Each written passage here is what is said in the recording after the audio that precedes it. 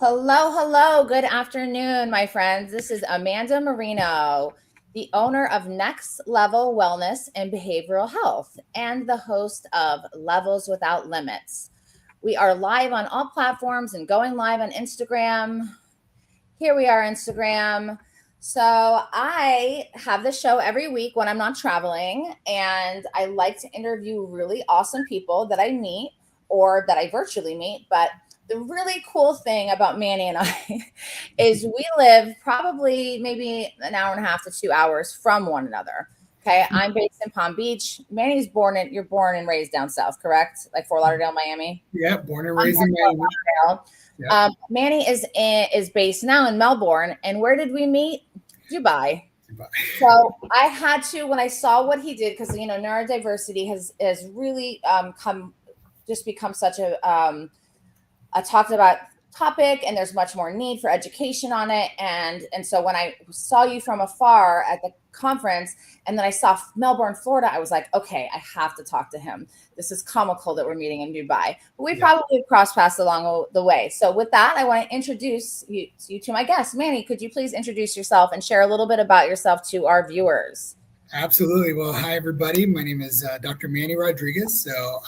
As Amanda said, I live in Melbourne, Florida, and I work for a company called Puzzle Box Academy and Kaleidoscope Interventions. We are a specialty outfit of private schools and ABA service providers here in Melbourne, Florida, serving the great Brevard County, but also globally as we are educating educators in applied behavior analysis, neurodiversity, and education.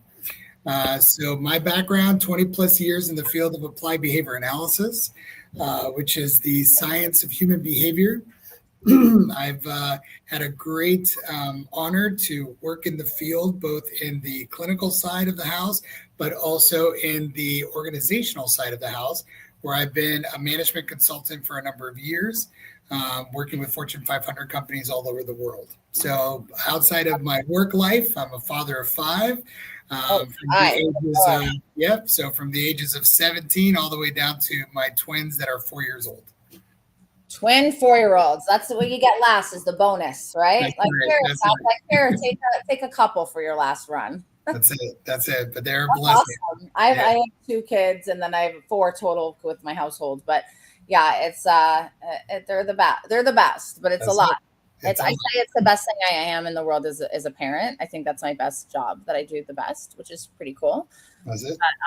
But yeah, I loved. Hold on, I'm sorry, I'm trying to fix my lighting. It's giving me problems. No problem. No problem. Technical issues this morning. So yeah, I mean, you're very well rounded. I do believe we've met, like maybe when you were in South Florida, because I've been in this space for about 15 plus years down here, based, but also working all over the world. And I love, that you're educating educators. I know that we've talked about you doing a training with our team, Yeah. just like an overall, because we do trainings, monthly or bi-monthly, just depends on what's going on.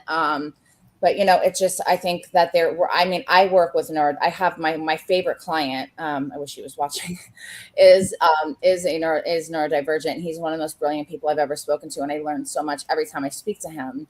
Mhm. And that when we taught, we had a couple different topics that we propose, because when I have a guest, I say put out 3 topics and we'll pick one together.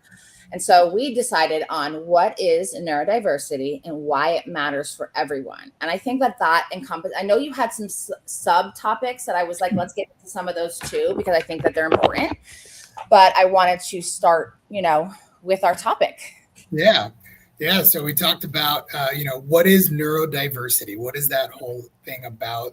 Yes. The reason it's such a good topic or an important topic is that, or, as well as I do, over the course of, say, the last 20 years, the whole notion of neurodiversity when it comes to understanding the brain, behavior, emotions, and all sorts of the alphabet soup of diagnoses. Yeah. It's really important just as a general awareness for the world to understand what is it, how is it different, why, where does it come from, and how do we work in collaboration with people that have neurodiversities? Because those individuals that are children today are going to be in the workforce tomorrow, right? So, Yeah. so what is neurodiversity? We like to say here at Kaleidoscope Interventions and Puzzle Box Academy, we like to say it just means that we're all kind of vibrating at different levels. We're all a little unique. So, And we truly are. unique. Really Yeah. believe that, And it's beyond personality. It's about understanding that when we say neurodiversity, it's really at the neuro level. So neuroscience, the brain, the neurons, the biochemistry of it all.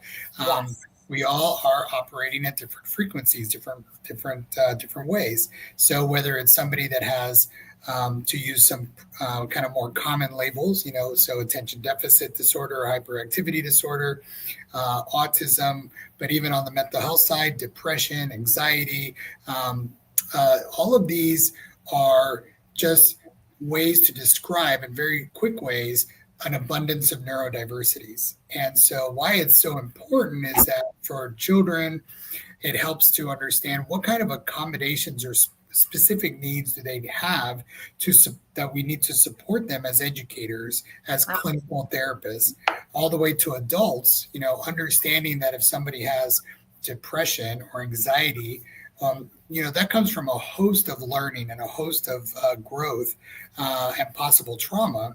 So learning what that means and how to help them so that they could be successful, independent, high functioning adults, right? So, and I love that. It's education and awareness are so important. And I love the work that you guys are doing, researching, educating, and that you have the school, you have so many different facets. And I hope that people that are watching today feel safe to ask questions. If you ask a question here, or if you want to reach out to Dr. Rodriguez afterwards, I will put all his information in the chat. But this is a safe space. If you have any questions of anything that we're talking about, questions for somebody in your life, please feel free. This is a safe space. We welcome the questions. We welcome the, the conversation with people that are watching.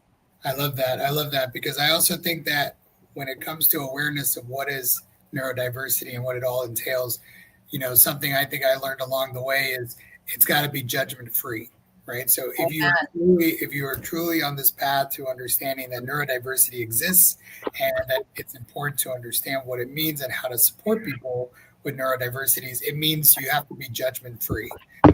And I believe the same thing with all kind of, for me, in the work we do, all mental health and all substance use disorder. It's health. There isn't health and mental health. This is all one. And what you're adding to that is exactly like the language I speak. And every person's unique and different. I'm going to just guess that no two people that come to you are the same and have the same needs or require the same kind of special things. And that's why it's so great, the work that you're doing is everyone is different. Cookie cutter treatment stuff or plans for individuals aren't helpful these days. Yeah, exactly. I think you hit the nail on the head. To put a little science spin to it, in the field of applied behavior analysis, we talk about functions of behavior. And there's 4 general functions of behavior. There's a couple of other unique ones, but there are 4 general ones. That's attention seeking. So we do something to get attention from others. We are looking to get access to something, right? So I want something tangible or something in my possession that I want. You are looking to escape something you don't want, right? So escape, avoidance, maintain behavior. And then there's automatic sensory level reinforcement. And so the same behavior that can come to our doors, like aggression, property destruction, elopement, tantrums, whatever, the kiddo that we work with, or the adults, whatever the behavior is, the same behavior doesn't necessarily have the same function between two people. One person may do it for attention, the other one may do it for escape. So really understanding the function of behavior really helps people adapt and evolve in terms of what treatment would be the most impactful. What support can we offer that individual, depending on Yeah, no, that's definitely the scientific breakdown and much more explained to to everyone who's watching. So we do have a question. What does DBA stand for, Manny? Oh, sure. So it is a doctorate of business administration. So one may say, you're here talking about neurodiversity, but you have a doctorate in business. So a little quick background of that is, so my history of my career was in organizational behavior management, which is essentially behavioral science applied in business. And so for many years, near my whole career, 20 plus years, that's what I delved into. And then how it all came to be in the clinical side is I've been working in the operations side of the clinical side of the businesses that I've worked for. So here at Puzzlebox Academy and Kaleidoscope, I'm part of the executive team, and I work on the operation management of our clinical business. So the doctorate of business actually came to fruition many years ago now, going on 6 years now that I graduated with my doctorate. And I took a 14-year hiatus from my master's degree to my doctorate. And the reason I pursued it at the time was I simply wanted to dive a little deeper into research in the world of business. And so I had a great lesson in my doctoral work at the University of South Florida over there in Tampa, Florida. I really need to connect you with my co-founder, who is my former business partner. He is in his doctorate program for organizational leadership. Okay. Like, if you're watching, I'm going to connect you to. He left this work because he was really called to do that, and I think he's in his last year of his doctorate program. Way to go! Keep it up. Connect with him. He's still one of my best friends and my brother forever. So that's fantastic. So now we know. So while we're asking, what does BCBA mean? All right. So the BCBA is a board certified behavior analyst. So there is a governing body called the Behavior Analysis Certification Board. It's been around for, I want to say, close to 30 years. And so prior to my whole career move into this field as a young 20-something-year-old. But it is a governing body that's based out of Colorado. And it used to be worldwide. Now it's nationwide, United States primarily. And it essentially serves as the governing body for people that want to do this profession called behavior analysis. But it's a certification that you could receive if you have a master's degree in psychology or education, or more specifically applied behavior analysis. And it comes with a great deal of a code of ethics, a way of doing business, professional conduct. And it's been I've been a proud member as a board certified behavior analyst now, second time in my career, but a total of 20 plus years. That's really interesting. That sounds like, the research part. So as I grow in this field, like, I am not a clinician, but I have a, team psychologist, Dr. Jeffrey Hutman, on-call psychiatrist, Dr. Aldo Morales. And I partner with lots of clinicians all over, and I always do operate through the lens of what I implement the clinical recommendations. That's kind of my job. Okay. There's certain things that I keep getting called to, so that's something that sounds really interesting to me. And the more I dig into this work, the research becomes more compelling to want to learn about, because, how long did it take for certain things? Like, by time it goes from research to in as an actual thing in say the DSM, it takes really a long time. Oh yeah, absolutely. So we're talking about neurodiversity. One of the things that's pretty exciting for me these days is we have a number of studies going on right now where we are looking at the integration between good applied behavior analysis techniques to neuroscience techniques to de-escalate, self-manage, and de-escalate for self-regulation using what's called heart coherence. So heart coherence in general is the mind, the body, and behavior all in alignment, so that when things are hitting the fan, when we are at our most stressful times, or more to say specifically, extreme times, how do we self-regulate? How do we get to that point of coherence so we can tackle those problems in a more coherent state? And we are tackling this study over the next few months with not just our executive staff, but with our clinicians and also our children that we work with in our clinics and schools. I love that. And this body of research, just like behavior analysis, has tackled a number of different neurotypes, from anxiety disorder, depression, ADHD, autism, all of the uniqueness, unique characteristics. Whatever people have going on, we all have things going on. Yeah, and so I'm really excited about the studies we're doing and working on, because it's a way for us to give back to the community at large, the whole world, to help them understand, like, what does it mean, what does it look like, and how do we help these people. And then we talked about organizational behaviors. So my other path is taking the same research and the same work and bringing it to the workforce, right? So bringing it into corporate America, corporate worlds all over the world, to say, hey, this is how you could support somebody with some neurodiversities in your workplace. Oh, I love that. Thank you for the work you're doing. If no one's told you that, thank you. Can you tell me a little bit about your founder before I do want to dig. I know we have a time crunch, but I just would love to. I didn't meet her yet, but I definitely am interested a brief about your founder, and then let's dig into like the meat and potatoes. So the founder and CEO of our company is Miss Pamela Furr.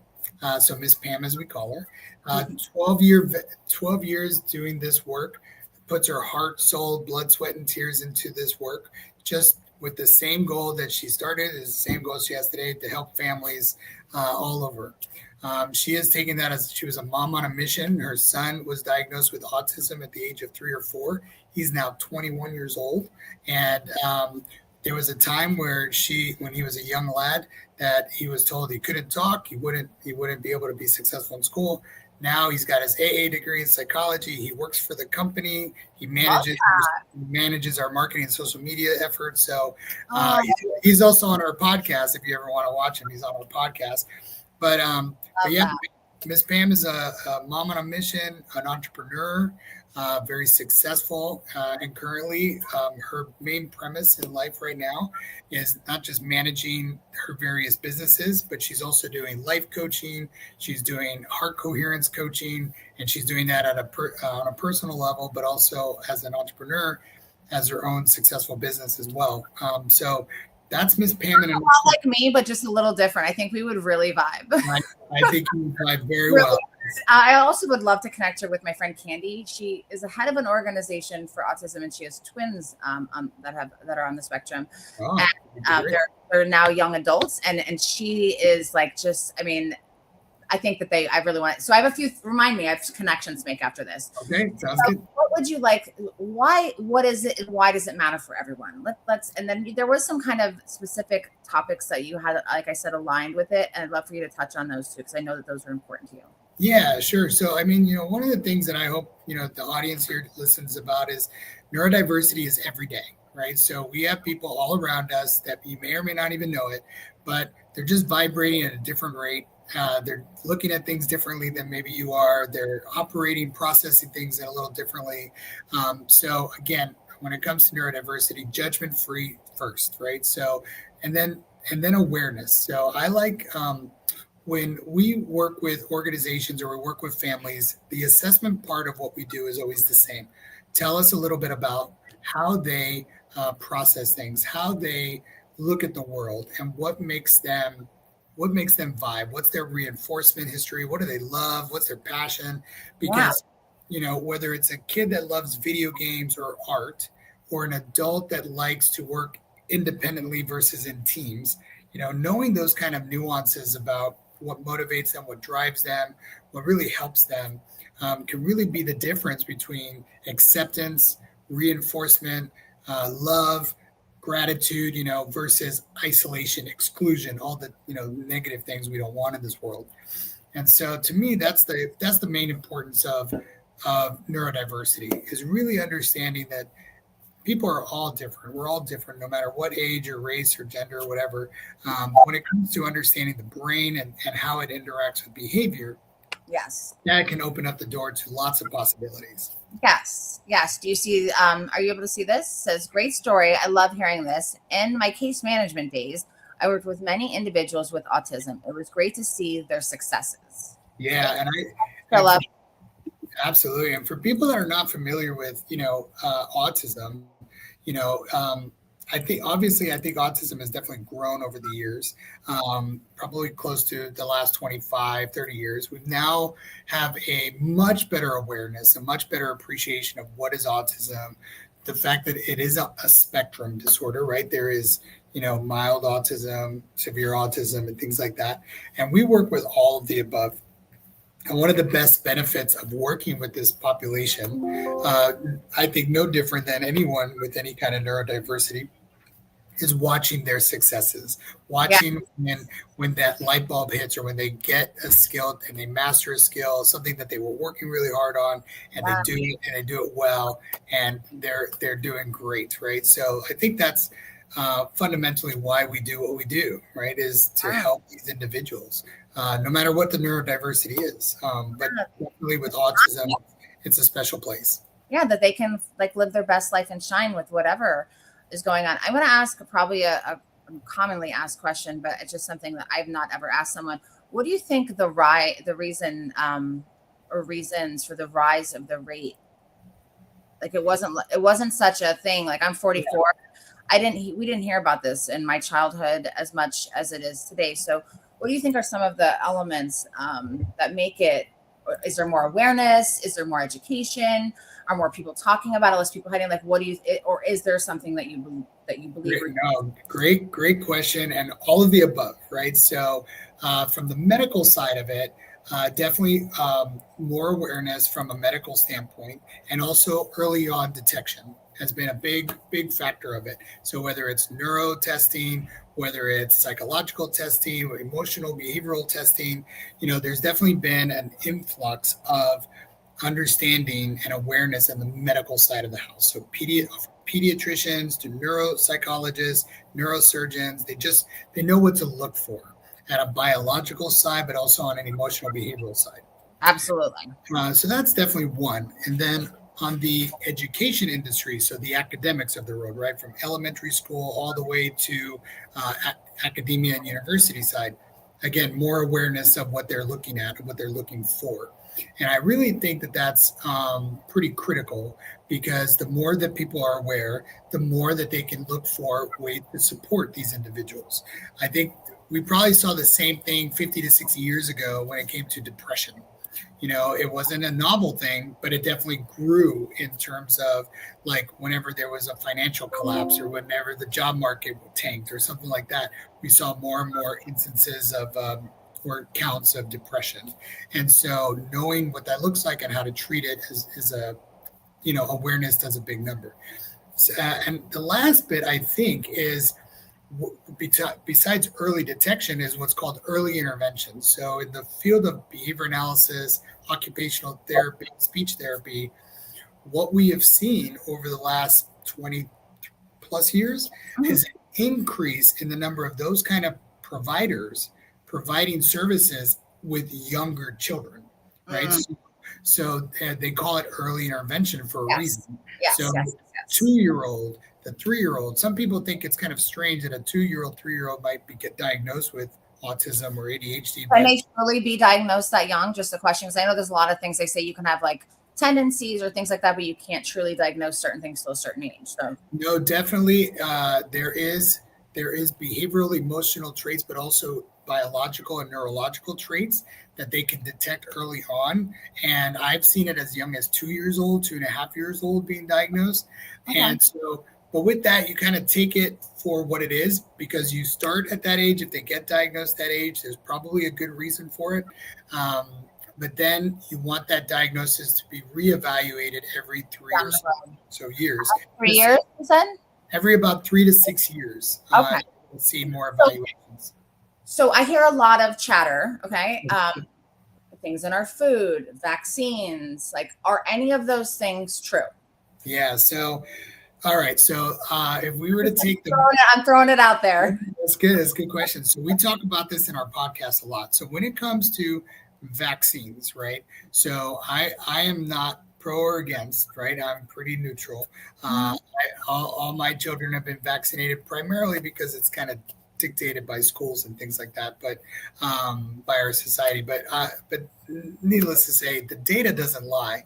There has been an increased number based on the data in the medical science arena that show, vaccinations have had some sort of influence in terms of autism, but they've also shown studies that debunk that. So you got to look out for, what the science is. But on the food side, there's definitely something to be said about what goes in your gut affects your brain. So processed that food, brain connection is massive. yeah, so there is lots of good science out there that shows that connection between what goes in the gut can affect the brain. And sure enough, the brain development, especially when the kids are very young. Yes. So high processed food, high fatty foods, things like that, things with zinc and other things. Sure, there have been studies that have said, there's some sort of connection correlation, but more predominant in America because we allow a lot of things in our food that so many countries don't. Like when I go to Europe, like I eat bread and I feel fantastic. Yeah, like, so there's I was like living off croissants and Nutella and I felt amazing. If I eat that stuff here, I feel like garbage. Yes, there's definitely something to be said about the food in the United States being heavily processed. There's also like the stuff that goes into food. And so if you go to Europe, now here's kind of the interesting part, I think. So if you go to like places like in Europe or Middle East, they don't have the vast numbers of cases of autism, for example. However, they're also not they're not where the United States is in terms of early on detection. They're getting there, but they're about where we were 10 years ago. And like from stigma, like this isn't something that's a bad thing. This isn't something that, like there is with all mental health or with anything. Right. There's still a stigma. And I do believe that the other countries like that, one that we were in and other ones, they're not to the level we are as with conversational and openness. Yeah, I think that's right. I mean, we're here to talk about what is neurodiversity, but again, it's all about just understanding people just vibrate a little bit differently, and that's okay. And it's just understanding, what is their vibration, and here's my vibration, and they're a little bit this way, and I'm a little bit this way. So how do we gel? How do we make it work? I like to make the correlation with my own kids about in the workplace when you work in teams, right? Mm-hmm. You may not gel with your teammates right away. Right. So you have to learn how people operate in a team and how to work together. So this team member may like writing everything down and may want due dates and timelines and things like that. Yes. Versus this other teammate kind of want to go with the flow and be a little bit more adaptable and flexible. That's me. And I always partner myself with the opposite. Yeah, right. So, I do have a couple of questions. Can I bring them real quick? Okay. So I loved hearing more about your work, Dr. Rodriguez. What is one simple change you wish more schools and workplaces would make to better support neurodiverse individuals and truly leverage their strengths, not just accommodate them? That's a great question. Let's Dr. David Macklin. Thank you, Dr. David Macklin. Great question. So I'll tackle this kind of the first one with schools, and then we'll go to workplaces. So when it comes to schools, I think in particular, public schools are pretty much set in their ways and they've been operating the same way since the early days, the 20s, the 30s, come in, sit down, do work, come in, sit down, do work, transition to next class, come in, sit down, do work. And for individuals that do have neurodiversities, this is why there exists what's called individual education plans to provide accommodations. Yeah. So a simple one that IEP. So an IEP, an individualized education plan. So to give you a great example of what I'm referring to, what schools can do, one simple change they could do is to attend to the needs of the neurodiverse. So what is it that they need to be successful? So one simple example is most of our kiddos in our private schools don't like to sit down for very long. They will do the work standing up at their desk or maybe sitting with a small group of friends or something like that. They may even do more work in smaller chunks of time. So we allow that in our private schools, but public schools struggle with that because they have kind of a set regimen. So that's one simple change I wish more schools would just do, is not just look to accommodate, but attend to what you are aware of is their need to be more successful. Yes, like it says here, leveraging their strengths, not just. Yeah, that's right. So their strengths may be that they will do more in smaller groups or more with less work, and they would do great. With the workplace, I think when it comes to neurodiversity, I think it's really important for workplaces to do one thing in particular, which is to really make sure that they have opportunities at all levels of an organization for individuals with neurodiversity. And what I mean by that is, so let's say somebody is highly independent, works very independent, but doesn't like working in teams. Well, if an organization doesn't have a job opportunity for that individual, we have now shut down a great deal of opportunity, right? So another one could be somebody that really likes working with their hands and not so much working on a computer. So what positions do they have available? So I think those are things that organizations have done very well over the last few years, but there's room for improvement. So finding the areas where they can excel at their strengths is kind of what I'm hearing for both. Yeah, definitely. Here is a comment from Maureen, who happens to be my mother. She's a psychiatric nurse. She says she worked with autistic children while getting her bachelor's in psych back in the 70s. Yes, and I totally can understand. Applied behavior analysis as a field of study, one of the reasons I decided to go into that field is the early onset of the whole field started in the 60s, 50s and 60s, and they were working in psychiatric hospitals, and they were working with people with all sorts of neurodiversity. So super cool. Yes. My mom has her bachelor's in psych, and then she is an RN, and then she worked in admissions in psychiatric hospitals, and she also does some work for me now on the side. Hi, mommy. And so this is from a clinician who is a friend, a mentor of mine. Great conversation, Amanda. Question for Dr. Rodriguez. How can parents and caregivers reframe the way they talk about neurodiversity at the home so their children see that their differences as strengths, not problems that need to be fixed? I love this question. Thank you, Tricia, for asking. Questions we're getting. Yeah, it's a great question. So I am going to answer it the same way I would expect me to do this at my own home and how I've done it with my own kids. So to kind of put in perspective, I have a 17-year-old daughter, senior in high school. I have a 13-year-old daughter about to start high school next school year, an 11-year-old about to turn 12, getting ready to jump to junior high, and then the twins are 4, and they're in that early VPK stage. And one of the things that the older kids have really given me perspective on is they recognize children with neurodiversities in their classrooms, right? And they all 3 go to public schools, 2 go to a charter school, but it's a public school.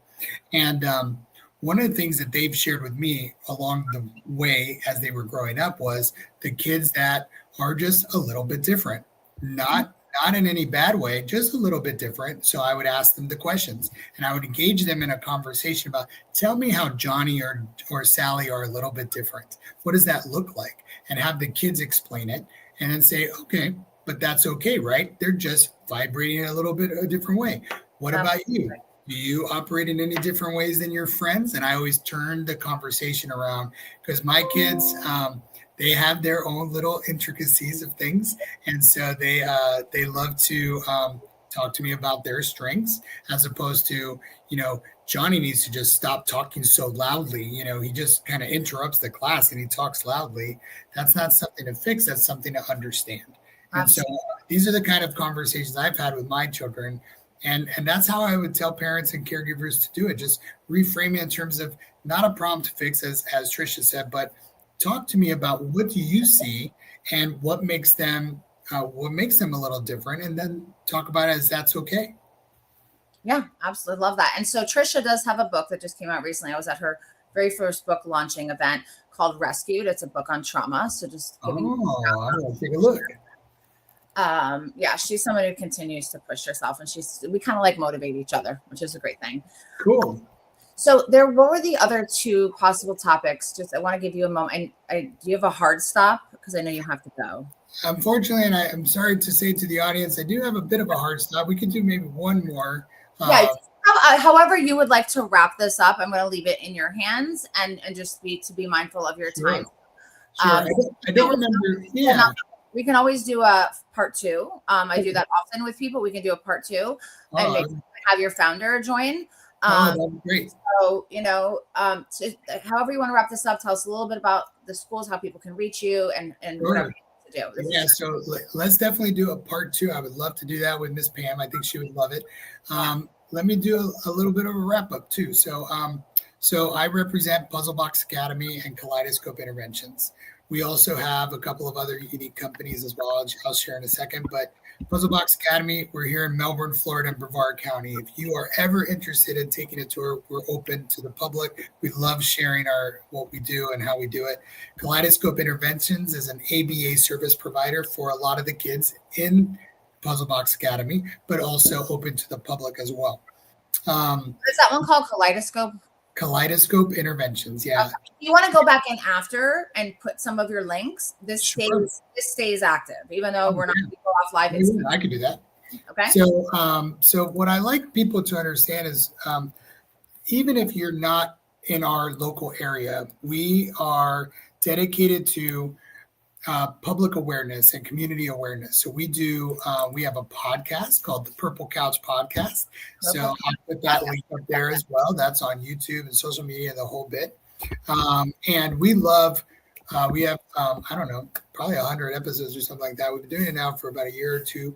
And we talk about all these topics: neurodiversity, education, autism, ABA, the whole bit.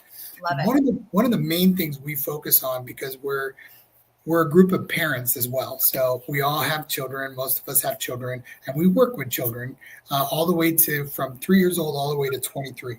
Oh, I love that. And one of the things that we like to reflect on these podcasts and in our work is giving back to parents, saying, what can parents do in this situation? So kind of give you a little kind of teaser. Tomorrow, I'm actually presenting, and I'll tell you what the title is, but it's one of our monthly parent trainings. And we do these monthly parent trainings free of charge to the community. We also film them and we put them online. But the title that I came up with, because it's near and dear to my heart with the 4-year-olds, it's called Managing Transitions Without Tears, Achieving Smoother Evenings and Everything in Between. And my intention of this presentation for parents is to give them tools and tips and techniques to kind of manage through that, because I wish I could say I'm 100% foolproof without tears of transitions, but that'd be a lie.